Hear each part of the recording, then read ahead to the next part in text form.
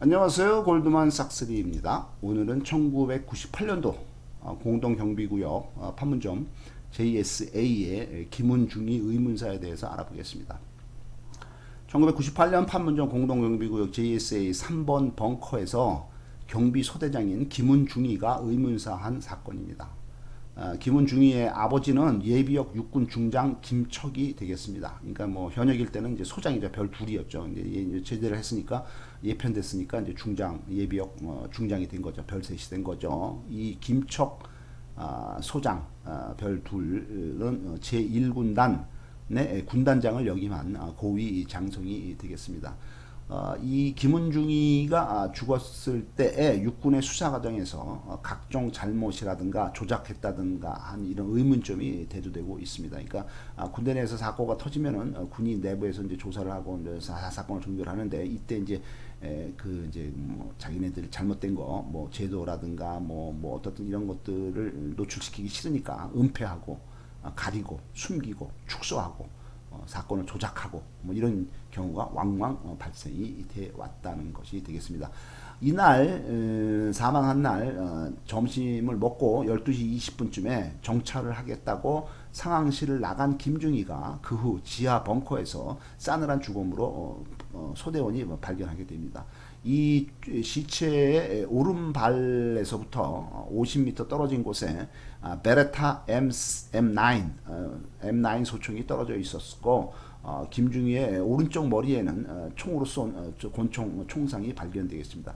군이 공식적인 수사 결과 발표 내용으로 보면은 그 어떻든 2개월 후에 2달 후에 이제 발표를 했는데 한미 합동 수사팀이 발표를 했는데 결과는 뭐냐면은 이유를 알 수 없는 자살이다. 김은중이는 자살했다라고 발표를 하게 됐습니다. 타살의 증거가 없을 때는 자살로 판정하는 것은 관례이지만은 이 사건에서 타살로 의심할 만한 정황과 증거가 명백히 있음에도 불구하고 군이 성급하게 자살로 판정한 것이 되겠습니다. 유가족과 인권단체, 언론 등이 의문점을 수도 없이 제기를 하자 국방부는 그해 말에 양인목 중장 별 3개죠. 양인목 중장을 단장으로 하는 특별 합동조사단을 구성을 해서 재수사를 하게 됩니다. 국방부는 소대원들을 전부 재소환해서 다시 조사를 하고 거짓말 탐지기를 동원하고 법의학자들을 불러서 공개 토론회를 하면서 재수사를 거쳐서 1999년 이듬해 그 다음에 4월 달에 판정 결과를 발표하는데도 결과는 자살로 발표를 하게 되어 있습니다. 법의학자가 8명이 초빙이 되었는데 그 중에서 재미 의사인 노여수 박사를 제외한 7명 전원이 자살이라고 이제 판정을 하게 됩니다. 노여수 박사만 이제 자살이 아니다. 재미의사 이렇게 된 거죠. 그래서 자살의 동기라든가 총기, 그다음에 현장, 그다음에 이제 시체에서 발견되는 거 이런 데서 상당히 많은 의문점들이 여전히 남아 있게 되겠습니다. 그 의문점들을 이제 하나하나 보면은 이 김은중이는 자살 동기가 없다. 젊은 사람이죠. 그 임관 후에 그 소위로 임관한 후에 사단장 표창도 받았고 육군정보학교 군사영어교육반을 우수한 성적으로 졸업하고 열심히 근무하고 뭐 건강한 청년이죠. 근데 소대원들이 말하기에도 소대장님은 전혀 자살할 이유가 없는 뭐 건강한 장교라고 하기 때문에 자살 동기가 없다. 그게 이제 하나 문제점이 되겠고, 두 번째는 총에서 발견된 권총에서 지문이 안 나옵니다. 그다음에 화약흔도 안 나옵니다. 그러니까 뭐 총을 쐈으면은 그 총에 총탄이 나가면서 그 흔적이 조금 남게 돼 있는데 그런 거라든가 손에 지문이 안 나옵니다. 총이 발사된 거리도 일반적으로 자살할 때는 접사를 하게 되는, 그러니까 총구멍을 바로 이제 맞박에다 바로 이제 들이대고 쏘는 거죠. 근데 지금 조사한 내용으로 봐서는 맞박이 아니라 뭐 한 10cm, 20cm 멀리 총을 두고서 머리 쐈다는 게 됐어요.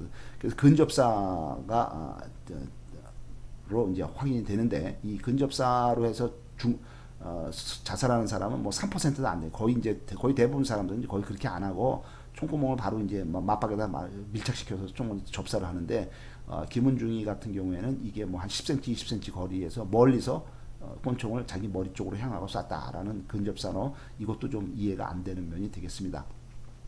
그 다음에 떨어져 있는 권총에서 이제 지문을 차치를 해봤는데, 권총에 있는 장전된 탄환, 그 안에 있는 탄환의 지문이 김은중의 것이 아니고 제3자의 지문으로 확인이 되었습니다. 그렇지만 군 수사기관이 소대원들의 지문을 일일이 확인하지 않았다는 데 또 문제가 있습니다. 현장에서 발견된 또 권총이 김은중의 것이 아니고 이 권총이 김상병 것이라는 것이 총본을 확인해 보니까 확인이 되었습니다. 그래서 상당히 이제 많은 의문점들이 계속 남아 있게 되는 거죠. 그다음에 이제 현장을 조사를 해 보니까 현장에서 격투의 흔적이 남아 있다. 그 벙커 안에는 이제 크레모아가 있는데 크레모아를 이제 뒤집어 이제 보호하기 위한 나무 박스에 그 나무 박스 뚜껑이 그 부서져 있었고 김훈중이의 손목 시계에 유리가 깨져 있었다고 되어 있습니다. 그러니까 이거는 뭔가 격투를 하지 않았냐, 격투의 흔적이라고 보여지게 되겠습니다.